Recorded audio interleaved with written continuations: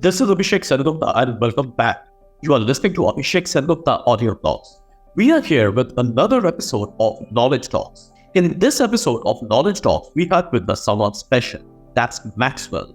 Now, Maxwell is based in Santa Barbara, that's California, USA. He is an entrepreneur and worked in the tech industry for over a decade. Starting at Apple, he led the company to foster a dream of helping others. He is a dreamer, constant learner, thinker outside the box. Now, creative solutions are his specialty. Interestingly, he is not working in his office but enjoying in his hometown at Santa Barbara. Throughout his journey, he learned and fostered a constant state of growth. Now, he believes nature is the greatest teacher and gave the insight to create 4 pillars of wealth: mental clarity, financial freedom, physical integrity, and spiritual connection. Now, as Maxwell is here with us, we have picked up a wonderful and a very interesting topic: importance of mindset in business building. First and foremost, welcome to our show. Thank you for having me on. Stoked.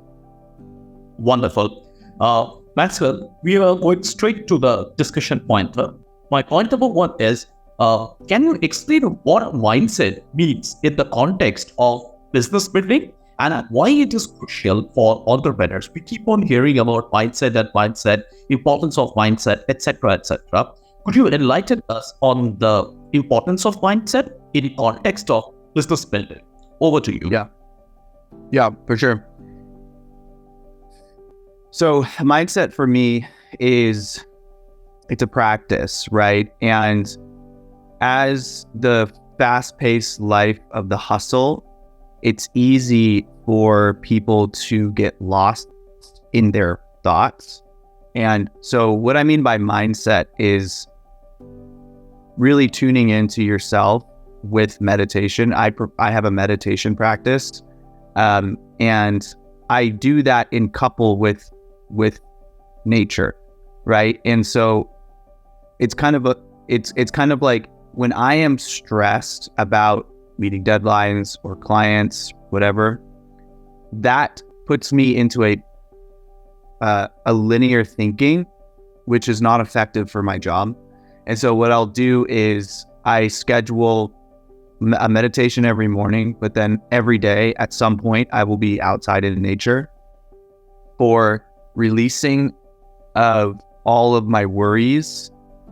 And I create basically an hour for myself to just be connected to the universal consciousness. And that's, there's a lot of different religions and backgrounds, but we all have different explanations of it, but it is one thing that unifies us all.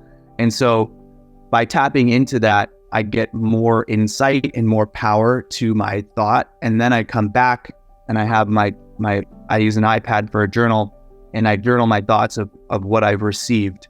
And I like to call it receiving because it really is kind of like an antenna. Like when you learn how to meditate and you learn how to practice these things, quieting the monkey mind, and then you connect, you're basically like taking the rust off of your antenna and you're connecting yourself to universal consciousness, has way more power than you would realize.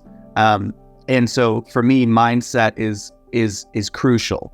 It's crucial. And it also plays into like mental wellness as well. And I talk to a lot of kids, that I call them kids because I'm 33, and a lot of these, newer entrepreneurs that are in their 20s. The American culture is so toxic in terms of balance. And so I'm constantly reminding them that if you're not enjoying where you are right now, you're not going to be enjoying where you're going to be in 10 years. So like, it doesn't matter how hard you work if you burn out. And so for the longevity of creating a successful business, it takes 10 years. And if you don't have a practice of a mindfulness practice right now, you won't succeed. And if that's, especially if you're working a 9 to 5, But if you have a dream and you want to follow it, you won't be able to get there if you don't have the right mindset. And I know a lot of people like to follow, they take almost take advice too wholeheartedly from people that they see online that are really successful. But in my opinion, those people that are really successful are way out of balance. Wow, you have really wonderfully explained the whole stuff. First, a few of the pointers which I have noted while you were speaking. Number one is you have rightly mentioned that mindset is a practice. We have to keep on practicing. And it is a practice of tuning to oneself, because we do a lot of stuff, but many a times we have to tune ourselves to face the rest of the stuff. Meditation and going to the nature. Of course, these are two wonderful tools, because, these two tools are really powerful tools, but one should do it over a period of time. Now, coming to the benefits, you have mentioned some wonderful benefits. First and foremost, what you have mentioned is it releases all the worries, because, people who are there in the business founders have got a lot of worry. And that's quite obvious that we all have worry. We cannot leave that. But, mindset is one thing, tuning the mindset, I must say, that releases all the worry and takes us to the universal consciousness. Now, this might seem a bit, complicated term, but it is an amazing experience to experience the universal consciousness. Third is that it gives you amazing insight and power to the thoughts. I must say this is a very powerful statement which you have made, followed by journaling. Because once your mind is uncluttered, you can have a lot of good thoughts which you have to immediately note. Because I personally say that, the thoughts come like a flash of light. You have to grab this or get lost. So that's right, that journaling is important. Third is very important. It's crucial for mental wellness. Many a times, even nowadays with this urban lifestyle which we are having, we generally see that people are having a lot of mental, ailments. Like depression is, every second person is nowadays depressed. So, like this, right tuning the mindset have all these benefits which you have rightly pointed. Now, this takes me to the next point. Now, can you share some practical strategies or exercises that entrepreneurs can use to cultivate a positive and resilient mindset? Over to you. Mm-hmm. Yeah. So, I'll take it back to nature. It's, if you live in a big city, you can still find nature in little pockets, like in park or something like that. It is harder to get out of the hustle and bustle with so much going on. Like I was just in New York, for instance, and it was clear to me that environment is pretty toxic. But you can still find peace. And so when I use nature, it's just a matter of listening to start, and then following my breath.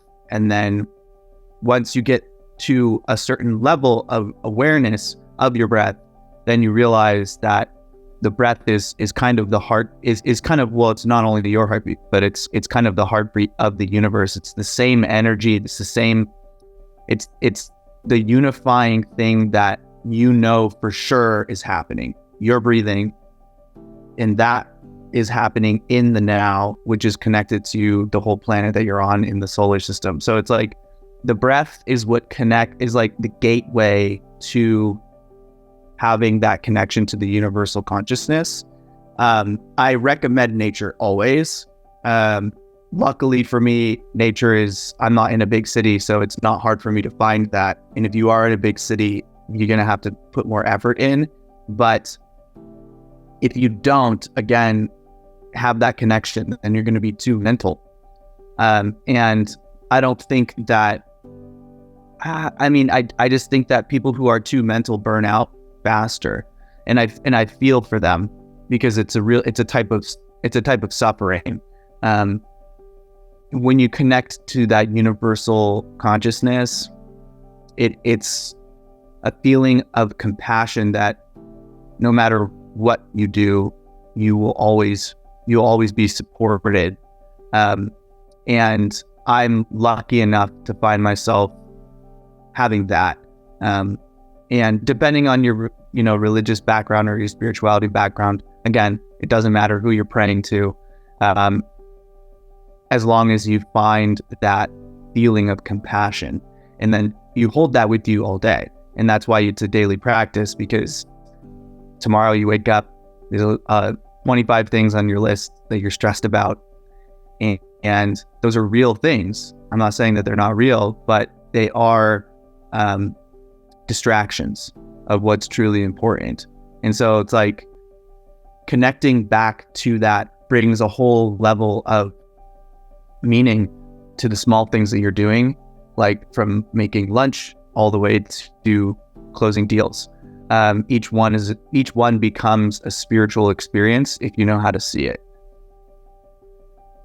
It's a very insightful points which you have mentioned, Maxwell. Again, 4 of the points I have noted it down while you were speaking. First and foremost, what you have mentioned is finding nature. In the big cities, of course, I stay in the eastern part of India. That is the Kolkata. Kolkata was once the capital of India during the colonial time. So it's again fairly a big city, but of course we get a lot of paths across so that we can, experience nature for some time. Or at times we go to the outskirts of the city to experience some nature. And nature has got an amazing connect, number one, and it has got, it can really refresh and rejuvenate to a huge extent. This is point number one. Point number two, the breathing exercise is what you have made. In Indian culture, the breathing has its own importance. A lot of yogic practices are there. A lot of yoga practices are there, which, nurtures breathing. There are more than 10 to 20 types of breathing exercises, and all are spiritually connected. And you have rightly mentioned that with the right breathing, you can get the beat of the universal consciousness. And that's real. That's absolutely real. Not only that, that can relieve you from a lot of mental ailments, a lot of, anxiety-related stuff, and many of the lifestyle-related, diseases also you can prevent out of this. Third point is praying. Recently I have finished a book by Dr. Murphy, that is The Power of Subconscious Mind. In his book, he has mentioned a dedicated chapter based on praying, how you pray, where you pray, and that has got a lot of power. That not only relieves stress, but gives you a lot of strength. Third is work as form of spirituality. Understand that you enjoy what you are doing, it is stressful. So it may be a small statement, but it has got a lot of meaning. So some of the wonderful points which I heard from you, Maxwell. Now, this takes me to my next point. Now, in your experience, what are the common mindset barriers that hold entrepreneurs back from reaching their full potential, and how they can overcome them? Over to you. That's a good question. One of the mindset barriers is stress. And stress is something that we all deal with. I see a lot of entrepreneurs getting so caught up in their ego that they identify with that stress. So they become the stress that they are stressed about. Does that make sense? So it's like most people in the West, at least, because these are most of the people I talk to, they have this idea that working harder is how you succeed in life, and working harder is more stress. And so, like, you can still work really hard and not have stress if you know how to recognize and turn off the mind. That's the biggest piece for me. I see, obviously financial stress is a big one, right? Worrying about if you can pay rent or if you can even have food. Like, some people I know that are hustling and starting something on their own, they're literally paycheck to paycheck. And that is stressful, but it is also an illusion. Once you realize to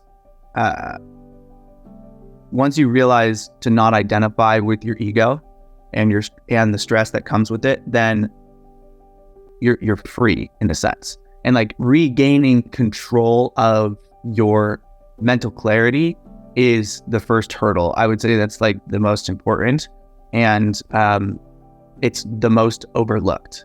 Our culture we don't prioritize that at all. It's almost like we're not taught it in school. It's one of the first things that should be taught in school, is understanding the separation of self and learning that journey. But we don't teach that at all. And there's a bunch of reasons why they probably don't teach it.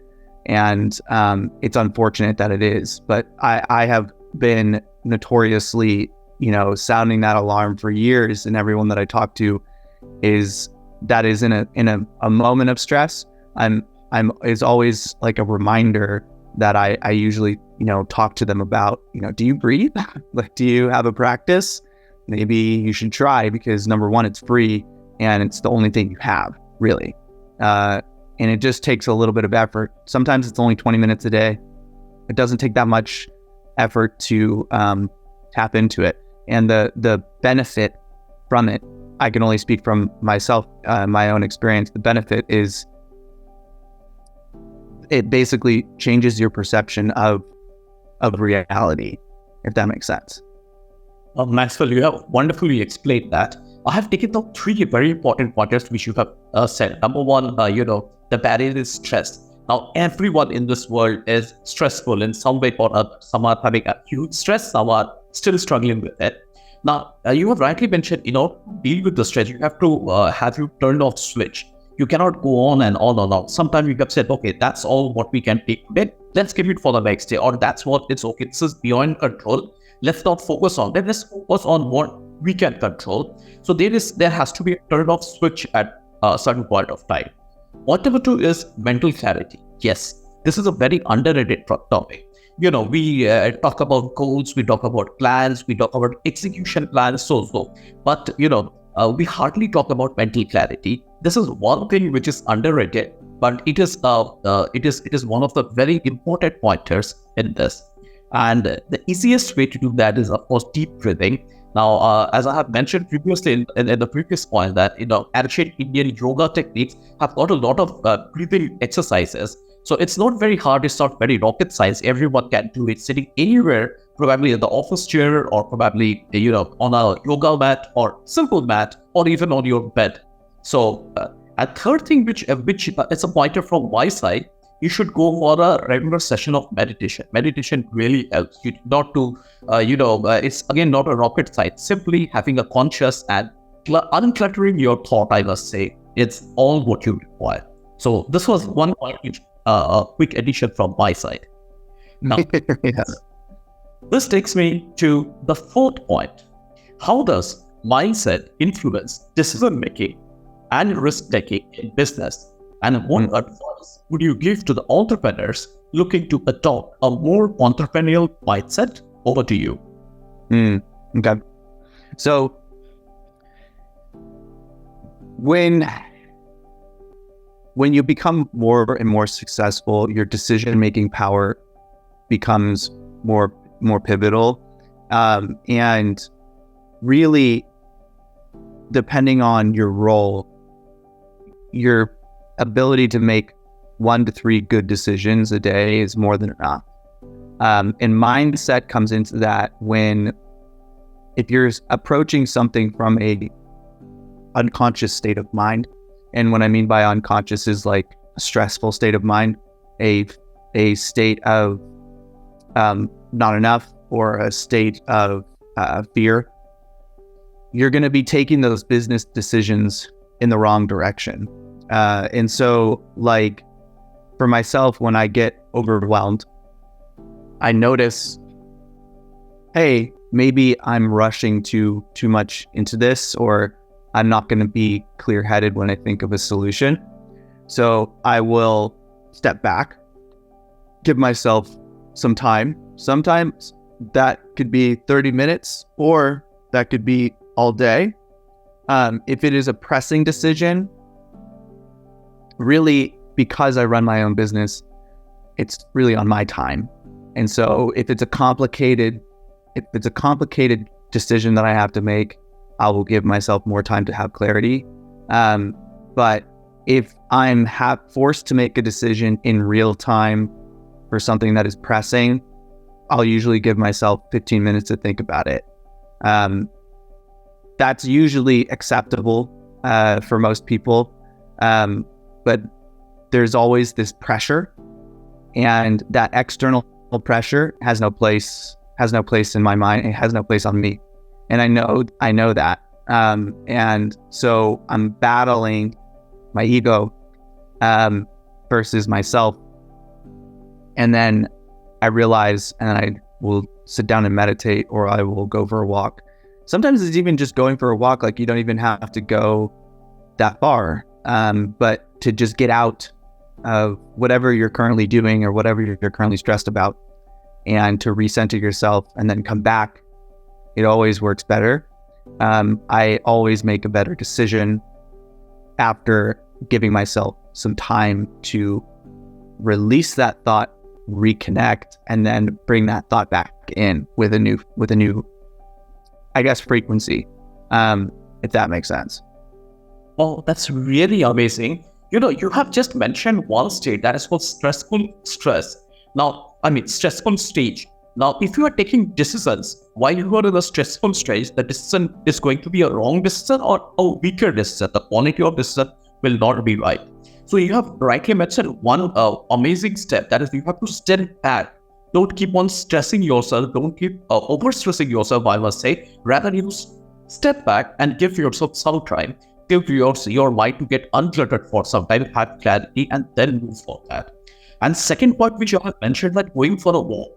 I was reading one of the article wherein I read that the first president of United States, George Washington, used to go for a walk before taking any crucial decision. I think that's a very powerful thing which he used to do, a very powerful method which he has adopted, and that he's known for some of the amazing decisions which he has taken during his life, during his tenure of presidency.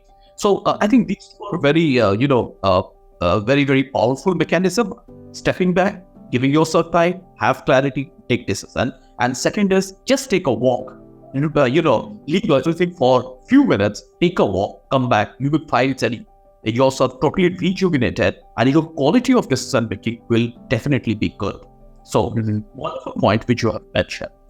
Now, this is taking me to the last point. How can entrepreneurs continuously work on refining and strengthening their mindset as they progress in their business journey? Over to you. So I'm going to take it back to the practice, right? And you never are complete, right? So it's an ongoing thing, and self-discovery is an ongoing practice. If you start and do not give up with that connection, eventually you will find it. And then once you have it, it's like an itch. It's like you can't not have it. You won't feel whole. If you start, you catch the connection, and then you forget about it or you get too busy, you'll feel off. So always bringing it back to yourself, because that's really the only thing that you have. And it's the only responsibility that is asked of you by the universal consciousness, is to rely on it, or to have a relationship with it. And I feel so bad for those people who literally don't know what I'm talking about, but it's such a simple thing to get started. And the benefits are, you can't even put your finger on the benefits in terms of a monetization. Like, you can't track it other than you notice over time how much more fruitful your life is, because you begin to appreciate really small things, and moments, most of which people do not they do not see, but it's finding the beauty in every single moment is like the first step, and that only can happen through the daily practice. Wonderfully explained, I must say. Again, 4 points which I would mention. Point number 1 is it's practice. It's an ongoing thing. It's not a magic fan that it comes like you practice. More you practice, more you excel in it, and it keeps on going. Start, do not give up. That's point number 2. And then it's a very practical thing. People start certain practice, certain mindset practice, and after a few days or few weeks, they it goes under the carpet and it dies a natural death. It should not be. You have to keep on doing in order to reap the benefits out of it. Third point is, you have to know how fruitful your life is. Now, this is a very, very, insightful statement, I must say. We must embrace the life which God has given us. It will be full of, I must say, good things, bad things, challenges, etc. But we have to keep on. And the last point which you have mentioned, appreciate the small moment. Now, we all miss that, including me. We keep on working, but the small moment, the small happiness, which one should enjoy, we keep on missing that. And it's a bad luck. It's a simple bad luck. We should not be doing that. And we should embrace what the God has given and the way we progress. And that's how it is. Mm-hmm. So some of the wonderful points which we got from you. Now, this is bringing us to the end of our talk show. Very quickly, would you like to put any closing remarks from your end?